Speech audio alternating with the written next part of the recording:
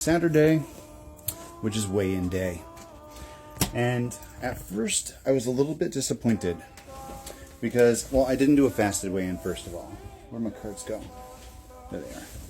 I didn't do it fasted because it's a birthday party today.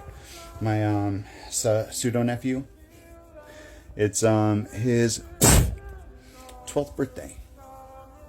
Last year we did Hogwarts for it because it was his 11th birthday. This year he's 12. He wanted a ramen party. So we had like this really fancy ramen with a whole bunch of ingredients, and it was basically like build your own fancy ramen. And there was like mochi and cookie cake for dessert. It was awesome. But it was more of a like intimate gathering. Mostly family, and then there was like a couple friends. Unlike last year, which was huge. It was a big party. But my brother-in-law, okay, so long story short, last year, my brother-in-law was not super excited that I moved back here. And he basically said that he didn't want the kids around me. And it was because of my sexuality. It was because of my spiritual, my spiritual path. It was because I didn't have a job. It was because I had a messy car 15 years ago. You know, he literally used any reason he could think of, none of which was a very good reason, to say I shouldn't be around the kids. And it was because before I even moved back, I was told that he didn't want me around them because of my sexuality by itself. So when I came home, I didn't really acknowledge him. The first time I saw him, I didn't really say anything to him. And he launched into this whole thing because I disrespected him. I didn't acknowledge him. When in reality, the disrespect, whether behind closed doors or not, was from him in the first place. And you know, maybe there was a little bit of fault on both sides. But I was not willing to just tolerate disrespect. Still not. And he's not the type that will ever apologize or like fix the situation. But today, he showed up, which is first and foremost strange because he doesn't come to family events. But he showed up and he spoke to me, not about anything in particular, but he started joking about random things and talking about the food. And like, I'm just sitting there like, did you just say things to me on purpose? And I understand that that's his effort, his way of putting the issue to bed, because it's been causing him problems in his marriage. It's been polarizing the other siblings who are very involved with the kids' lives. It's been polarizing the other kids, the other siblings, I mean, not the kids, because they know that I'm responsible. They know that I don't keep a messy car.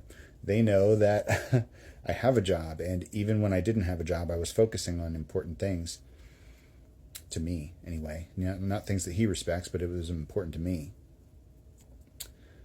And that I haven't been doing what he says I've been doing. I haven't been living the way he says or thinks I've been living.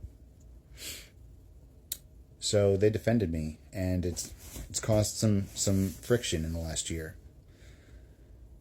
But I think this is the closest to water under the bridge that we're going to get. 10% battery left. 10 is completion. The end of a cycle. Maybe I've got a charger. Yep. So, I mean, I guess I'll take it.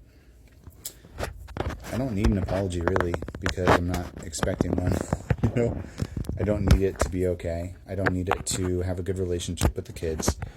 But that's been a problem for so long.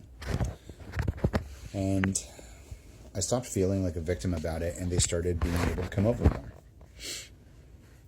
And it's kind of just been this thing that's been growing and growing, and then suddenly, you know, he doesn't have a leg to stand on. And I think that's where we are now, where he's like just trying to get past the issue because it was blown out of proportion in the first place. So I think I'm just going to accept it. Hold on. I'm just going to accept it, and I'm going to continue not to tolerate disrespect. But I'm also not going to have an issue if we don't need to have an issue. You know what I mean? there's a chance for peace. So I'm going to take it.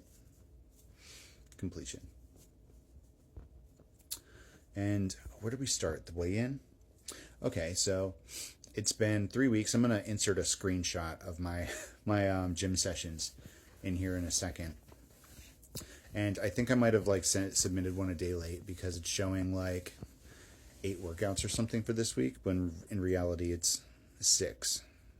Should be 6 for the week. So I might have entered some a little bit late, and that's why they're showing up extra. But I haven't skipped any workouts, or if I did skip them, I made them up the next day. And I've been consistent for 3 weeks. I think it's 3 weeks now. So today was a weigh-in, and even though I wasn't fasted, I did take my stats. Body fat is down a little bit. Muscle got a big uptick. And the weight is exactly the same. I effectively lost weight, or lost fat, put on muscle, and stayed exactly the same weight, which is fine. I'm totally cool with how that went down. And I think I'm going to continue to try and have that be the goal. Instead of trying to lose a dramatic amount of weight, I'm going to try and trade it for muscle, which has been the plan a couple times already. But there's something different about this time, I feel. Resilience. This time, we stick to it. This time, we incorporate all the lessons that we've learned from previous attempts. This time, we break through. And there's Queen of Pentacles energy that has just been rampant. We have been in Queen of Pentacles energy since the day I got the gym crush. I started pulling Queen of Pentacles from that day forward. And this happens every time, Should I talk about that? In previous cycles, previous situations, previous relations or dynamics, maybe? I'm not sure what the right word is. Situationships. As soon as I would become energetically involved with someone and start reading for them, then I would flip to whatever they were reading, whatever pair they were reading for. If it was a King of Cups, I would start reading Queen of Cups. If it was a King of Wands, I would start reading Queen of Wands. If it was a King of Swords, I would start reading Queen of Swords, etc. And I can't remember if I read Queen of Pentacles when I was reading for the last King of Pentacles, or maybe the first King of Pentacles. But that was always a platonic relationship. So maybe I didn't. I'm not sure we've had a romantic King of Pentacles up till now. Not one that lasted. Not one that actually carried for a significant amount of time. This might be that chapter, the Earth chapter. Getting like Avatar, where you go through all the different elements, like the Book of Water, the Book of Wind, or not Wind, Air, Book of Earth, Book of Fire. Maybe this is our little Book of Earth right now. But it's not just that. It's that we both read Empress and Emperor and King of Pentacles, Queen of Pentacles. And I think I don't think I'm supposed to go into details today, but I didn't end up seeing Gym Crush, and I ended up getting to, don't say.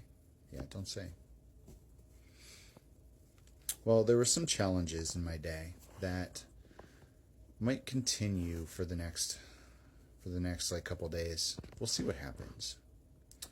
But the point is, Spirit brought up a blockage, but it orchestrated things in a particular way. It started one bad thing, turned into a cascade of things that had to happen the way they did. Like, I had to be home at a specific time of day in order to let my sister in because she was locked out of the house. If I wasn't there, she wouldn't have been in. She wouldn't have been able to prep for the birthday. The birthday had to get rescheduled 3 different times. Everything happened in a particular way in order to create this outcome. And I think that's what we're being called to remember right now. I just split to the Wheel of Fortune again.